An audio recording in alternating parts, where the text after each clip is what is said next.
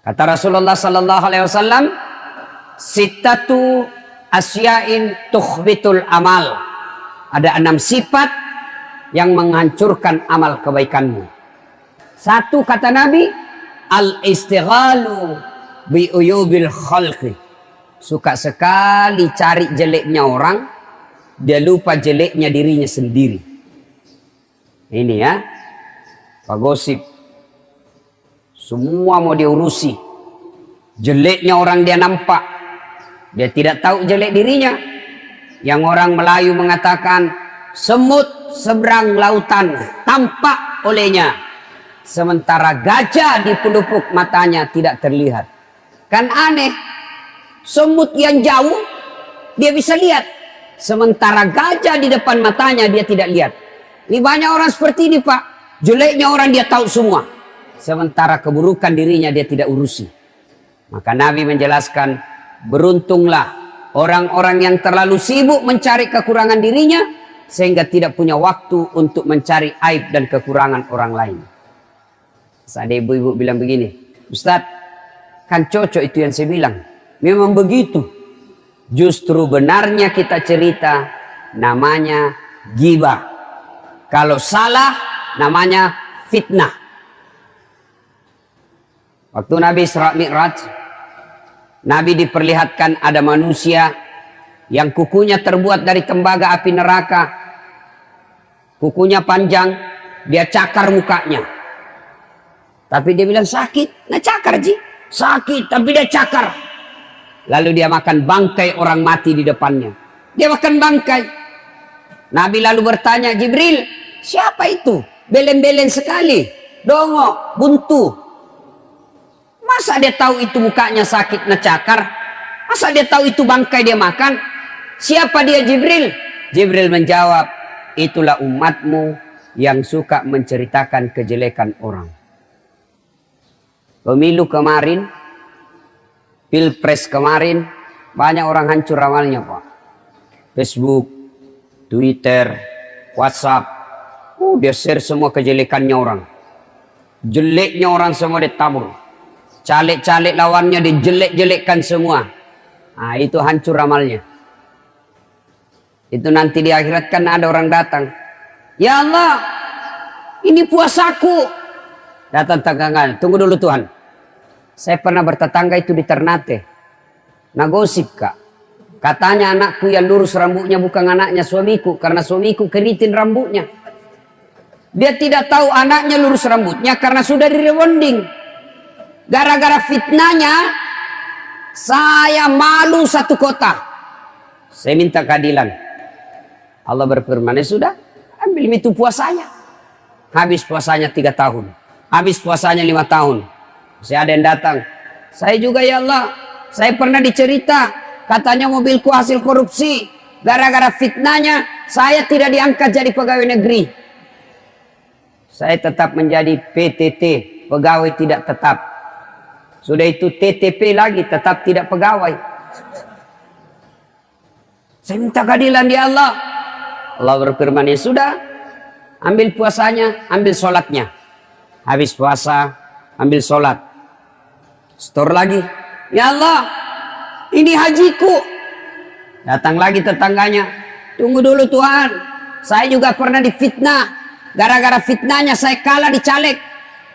Habis sawahku kujual. Karpetku ambil kembali di masjid. Saya minta keadilan di Allah. Allah berfirman, sudah, ambil itu hajinya. Habis amalnya Pak. Habis. Puasanya habis, sholatnya habis, hajinya habis, zakatnya habis. Masih ada yang datang.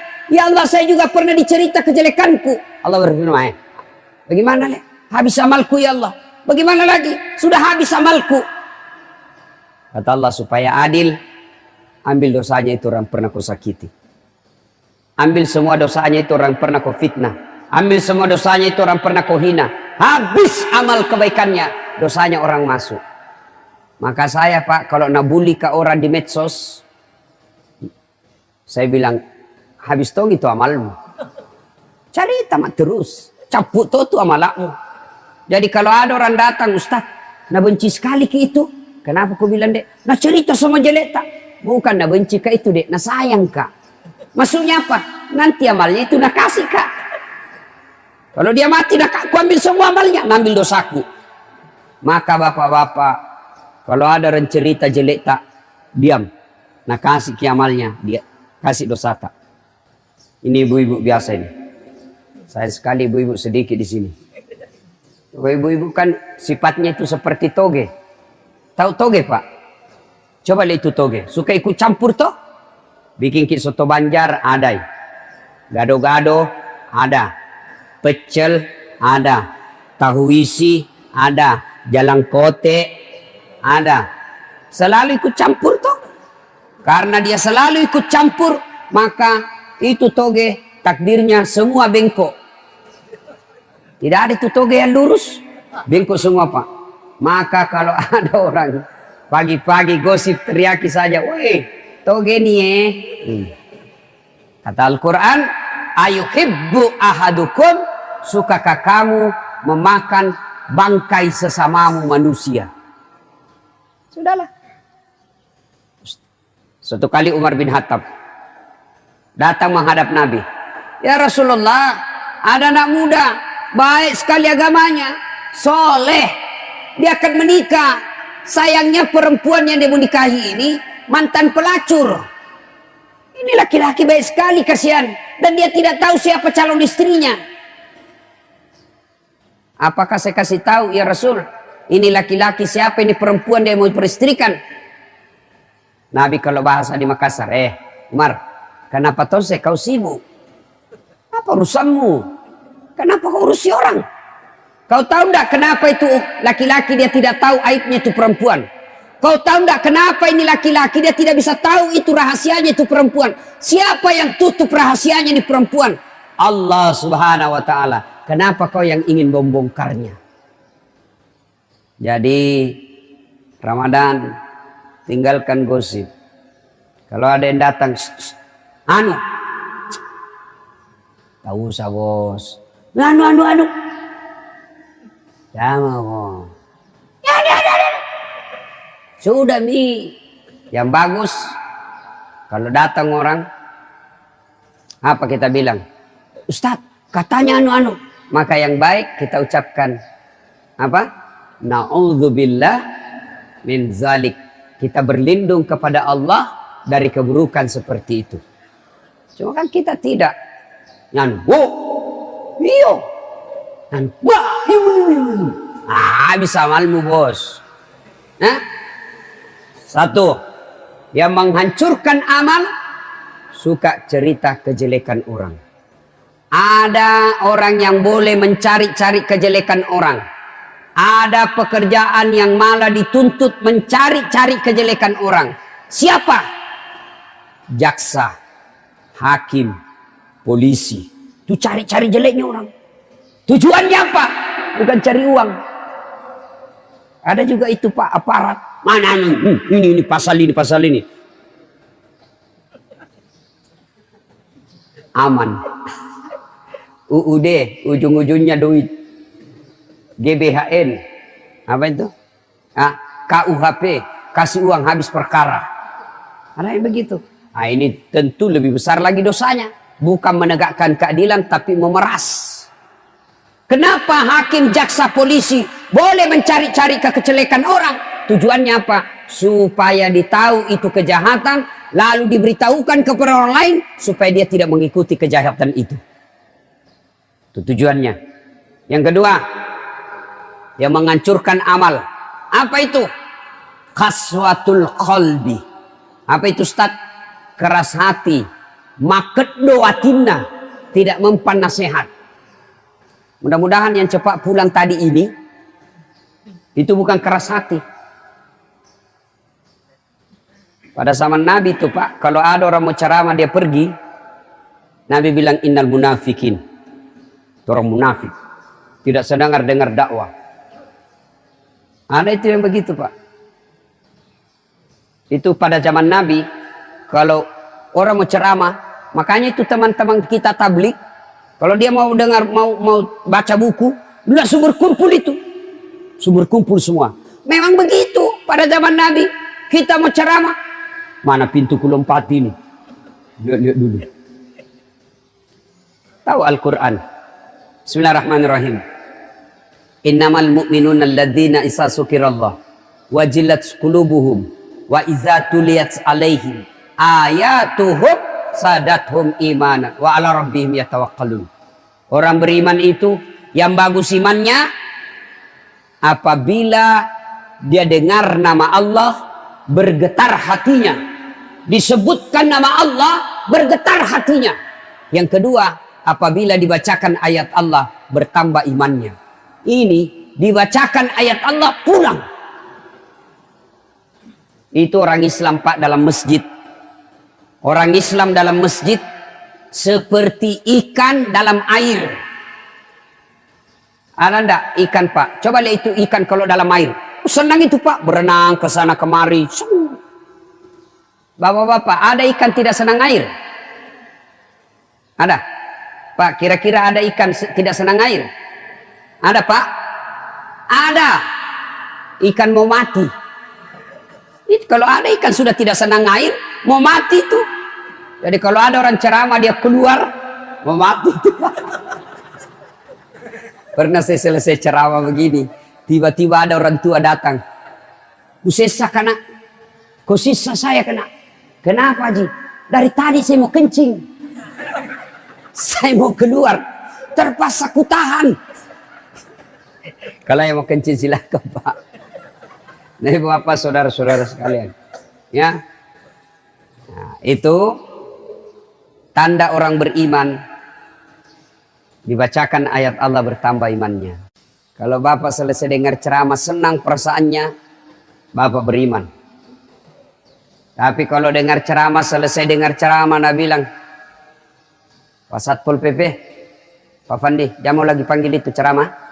Saya tidak suka ceramahnya. Kenapa? Anam bahasa terus nak kena. Masalah kok bos. Itu orang mati hatinya itu Pak. Ya. Bahkan ayat berikutnya Allah jelaskan, orang yang dengar dakwah, kalau dia tidak suka dengar dakwah, ayat berikutnya dijelaskan, mereka lebih hina dari binatang. Coba itu ada dalam Quran kan? Ayo. Wa ja'alna min baini aydihim sadda apa? Bismillahirrahmanirrahim.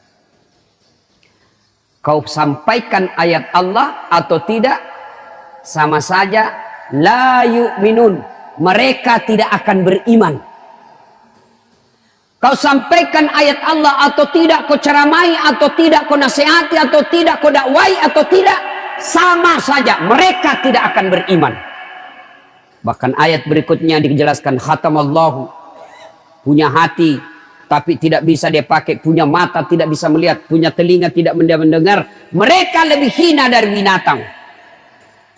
Jadi kalau ada orang Islam Pak, sudah tidak tenang kalau dengar ceramah, tidak senang dengar dakwah, mereka lebih hina dari binatang. Tahu binatang Pak? Tahu binatang? Tahu binatang toh? Kambing. Tahu kambing? Binatang. Tahu binatang? Kambing. Tahu kambing? Binatang. Itu kambing, mamaku di kampung sampai sekarang masih jual beli kambing. Itu kambingnya kalau ada nakal, nak ganggu temannya, tak. Langsung Nabi bilang mamaku, tikengi, tangkap, bawa di pasar, jual li. Sampai di pasar tidak ada yang beli. Haji, dega katong beli, tidak ada orang beli, palisui, kasih pulang, potong. Kambing, nakal, jual. Tidak ada yang beli, potong, makan sama-sama. Kalau ada di sini, mau diapain? Mau diapa Pak? Hah? Jual. Siapa mau beli bikin repot? Potong. Siapa mau makan? Orang mati jangankan dimakan, dipegang saja jenazahnya itu orang meninggal. Jijik kita pegang muka atas, setelah dipegang dicuci bersih-bersih. Itulah yang Allah jelaskan, mereka lebih hina dari binatang. Jadi kalau ada orang Pak tidak suka dengar ceramah, bembe, kambing yang dua kaki, itulah dia. Malah nak musuhi itu Ustaz, nabully. Saya nabully juga itu Ustaz, Pak. Anak-anak muda nabully, Kak. Nabilang Ustaz cerita sunnah-sunnah terus. Tidak pernah memelihara sunnah. Kenapa kau bilang saya tidak pelihara sunnah? Buktinya kau tidak pelihara jenggot. Mau dia apa kalau tidak mau tumbuh? Ada juga orang begitu, Pak. Gara-gara jenggot. Tapi saya bilang tidak apa-apa. Malah tuh dosaku itu. Kau ambil dosaku. Ya. 3. Yang menghancurkan amal. Kita ulang tadi. 1. Tukang gosip. 2. Keras hati. Apa dia tahu itu, Das? Wah, ilmunya lebih bagus ilmuku. Habis bos amalmu. 3. Yang menghancurkan amal. Qillatul haya. Makuras siri. Tidak ada rasa malunya. Bahkan Rasulullah menjelaskan, sebenarnya pakaian orang takwa itu rasa malu. Ini yang sudah mulai tipis di Indonesia, Pak. Coba lihat pejabat kita sekarang, Pak. Bandingkan pejabat Jepang. Pejabat Jepang, Pak, baru dituduh korupsi, sudah mundur. Bukan cuma mundur, Pak, nah bunuh dirinya karena dituduh bahwa tidak terbukti. Jepang, kita bukan lagi dituduh, sudah dipenjara, masuk lagi caleg. Coba mikir, ini Indonesia, Pak. Pencuri, perampok, koruptor. Bapak mulai sekarang yang curi uang negara jangan kau bilang koruptor. Cantik sekali disebutnya. Bilang kau perampok, panga. Orang Bugis bilang panga, pencuri. Coba, itu di Saudi Arabia, pencuri dipotong kepalanya, Pak. Malaysia mencuri dipotong tangannya. Di Indonesia dipotong masa tahanannya. Itu